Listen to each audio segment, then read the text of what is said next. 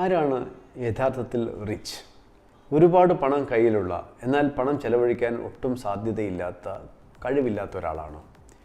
പല രീതിയിലും പണം ഒരുപാട് ഉണ്ടാക്കിയിട്ടുള്ള, സത്യസന്ധമല്ലാത്ത മാർഗങ്ങളിലൂടെ പണം ഉണ്ടാക്കിയിട്ടുള്ള ഒരാളാണോ? സത്യസന്ധമായ മാർഗങ്ങളിലൂടെ ബിസിനസ്സോ മറ്റോ ചെയ്ത് അത്യാവശ്യം പണം ഉണ്ടാക്കിയിട്ടുള്ള ആളാണോ? ആരാണ് ശരിക്കും പണക്കാരൻ അല്ലെങ്കിൽ റിച്ച്? ആരാണ്?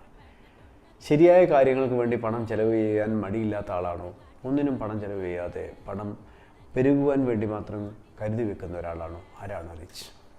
നന്മകൾ ചെയ്യാനായാലും തിന്മകൾ ചെയ്യാതിരിക്കാനായാലും പണം ഉപയോഗിക്കുന്ന ആളാണോ? ഒന്നിനും പണം ഉപയോഗിക്കാതെ പണം കയ്യിൽ വെച്ചുകൊണ്ടിരിക്കുന്ന ഒരാളാണോ? ആരാണ് റിച്ച്?